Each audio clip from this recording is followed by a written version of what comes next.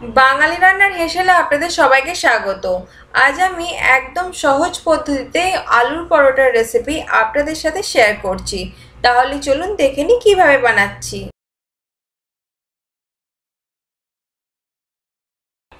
তার জন্য আমি একটা বড় মিক্সিং বোলে দিয়ে দিচ্ছি বড় বাটির 1 বাটি ময়দা, আর তাতে আমি অ্যাড করব স্বাদ মতো নুন।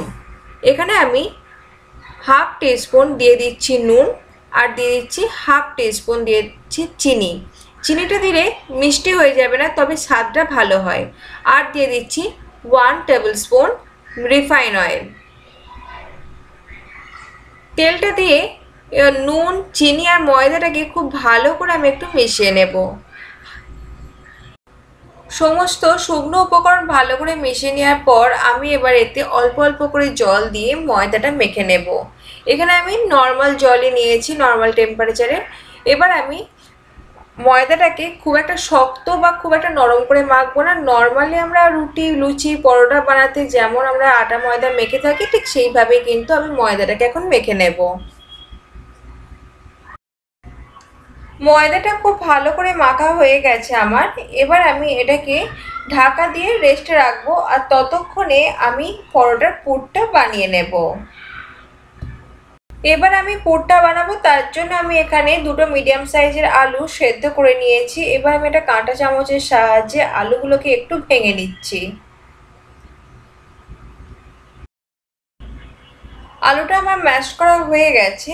এবার আমি এতে অ্যাড করছি একটা মিডিয়াম সাইজের পেঁয়াজ, পাতলা পাতলা করে কেটে নিয়েছি, সেটা এবার দিয়ে দিলাম। আর দিয়ে দেব স্বাদ মতো লঙ্কা, যেমন আপনারা ঝাল পছন্দ করবেন সেই অনুপাতে কিন্তু লঙ্কা অ্যাড করতে হবে। এবার আমি খুব ভালো করে আলুর সাথে লঙ্কা আর পেঁয়াজটাকে একটু মেখে নেব।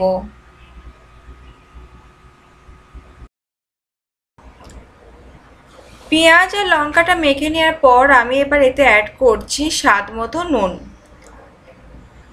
নুনটা দিয়েও আমি খুব ভালো করে একটু মেখে নেব।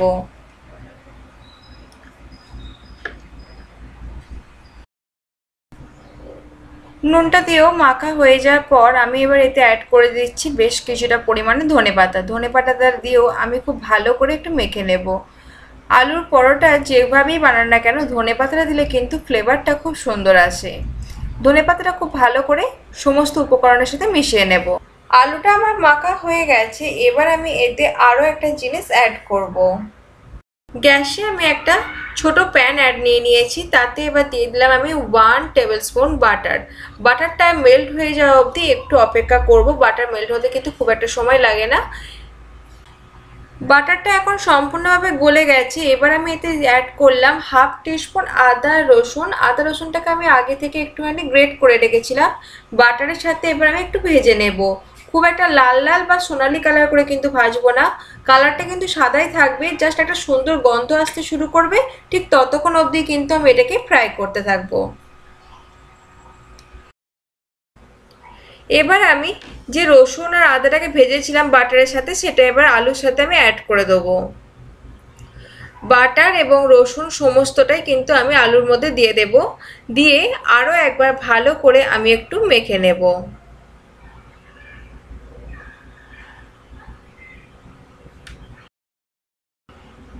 এবার আমি বাটির ঢাকাটা খুলে দিচ্ছি।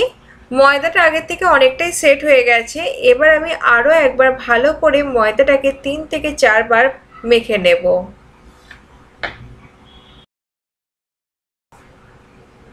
ময়দাটা ভালো করে মেখে নেওয়ার পর আমি এবার এর থেকে ছোট ছোট লেচি বানাবো।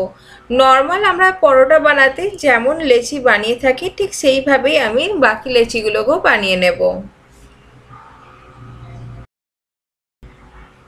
এবার আমি পরোটাটা বেলবো, তার জন্য আমি একটা লেচি নিয়ে নিয়েছি, তাতে আমি সামান্য একটু ময়দা ছড়িয়ে দিচ্ছি। আপনারা এখানে ময়দা বা আটাও এতে ইউজ করতে পারেন।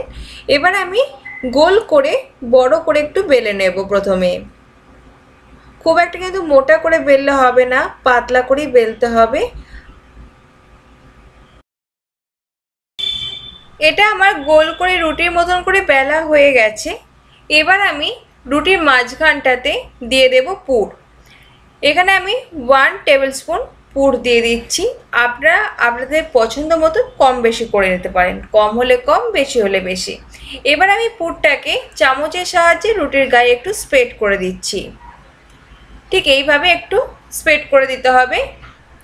দিয়ে আমি রুটির যে চারদিকটা আছে এই চারদিকে খুব ভালো করে একটু জল লাগিয়ে নেব। জল লাগিয়ে নিলে কি যখন আমি এই পরোটাটা ভাঁজ করব তখন ভাজার সময় তাহলে খুলে যাবে না।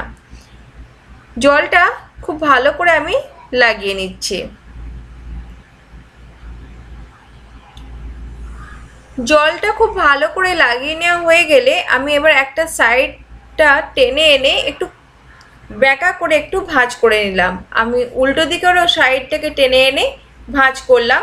এখন অনেকটা ত্রিভুজের মতন দেখতে হয়ে গেছে। ঠিক এইভাবেই কিন্তু ভাঁজটা করতে হবে। আর নিচের দিকের অংশটাকে টেনে এনে এখানটা লক করে দিতে হবে। পুরোটাই কিন্তু ত্রিভুজের মতন দেখতে হয়ে যাবে। ঠিক এইভাবে আমি এটাকে বানিয়ে নিলাম আর খুব ভালো করে একটু লক করে নিতে হবে। ব্যাস আমার একটা রেডি হয়ে গেছে। এবার আমি আপনাদের আরও একটা পরোটা বানিয়ে দেখাচ্ছি ঠিক কিভাবে বানাবেন। আমি আরও একটা লেচি নিয়ে সামান্য একটু আটা লাগিয়ে নিয়ে আমি আবারও গোল করে প্রথমে বেলে নেব। আমি আরও একটা রুটি গোল করে বেলে নিয়ে আবারও 1 টেবিল স্পুন পুর দিয়ে ভালো করে স্প্রেড করে দিলাম। এবার ভাঁজটা এবার আপনাদের ভালো করে দেখিয়ে দিই। চারদিকে আমি আবারও জল লাগিয়ে নিচ্ছি। খুব ভালো করে জলটা লাগিয়ে নিচ্ছি আমি। চারদিকে ভালো করে জল লাগিয়ে নেওয়ার পর আমি আবারও ভাঁজটা আপনাদের দেখাই।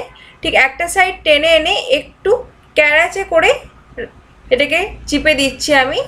আরও একটা সাইড টেনে এনে ঠিক এইভাবে লাগিয়ে দিচ্ছি। ঠিক অনেকটা ত্রিভুজের মতন দেখতে হয়ে যাচ্ছে। আবার যে নিচের সাইডটা আছে নিচের সাইডটাকেও টেনে এনে আমি ওপরেতে এইভাবে লক করে দেবো। একটু চেপে চেপে দিতে হবে যাতে না খুলে যায়। ভাঁজ করাটা কিন্তু খুবই ইজি, একটু দেখলেই কিন্তু খুব সহজেই বানিয়ে ফেলতে পারবেন। আমার আরও একটা তৈরি হয়ে গেছে। সেমভাবে আমি বাকিগুলোকে বানিয়ে নেব। এবার আমি পরোটাটা ভাজবো, তার জন্য তাওয়ায় তেল দিয়ে তেল আমি গরম করে নিয়েছি। এবার আমি এতে দিয়ে দিচ্ছি পরোটাটা। নর্মালি আমরা যেমন পরোটা ভেজে থাকি আলুর পরোটা বা নর্মাল পরোটা, তার থেকে একটু আলাদা। প্রথমে তেল দিয়ে দুটো সাইড আমি এটাকে ভেজে নেব। প্রথমে কিন্তু হাই ফ্লেমে দেবেন না, তাতে পুড়ে যেতে পারে আর ভেতরটা কাঁচা থাকতে পারে। তাই মিডিয়াম ফ্লেমে দিয়ে দুটো সাইড ভালো করে একটু সেঁকে নিয়ে তারপর হাই ফ্লেমে ভালো করে একটু ভেজে নেবেন। আমার একটা সাইড ভাজা হয়ে গেছে, আমি অপোজিট সাইডটাও দিয়ে দিয়েছি। এবার অপোজিট সাইডটাও ঠিক এইভাবে আমি ভেজে নেব। আর দেওয়ার সাথে সাথে দেখবেন ঠিক এইভাবে আস্তে আস্তে ফুলে উঠছে। এটার পরোটাটা খুব সুন্দর টেস্ট হয় আর খুব তাড়াতাড়িও কিন্তু এটা তৈরি হয়ে যায়। সকালের ব্রেকফাস্টে বলুন বা রাতের ডিনারে বলুন, খুব তাড়াতাড়ি এটা তৈরি করে ফেলতে পারবেন আপনারা। দুটো সাইডই আমার খুব ভালো করে ভাজা হয়ে গেছে। এবার আমি এটাকে তুলে নেব।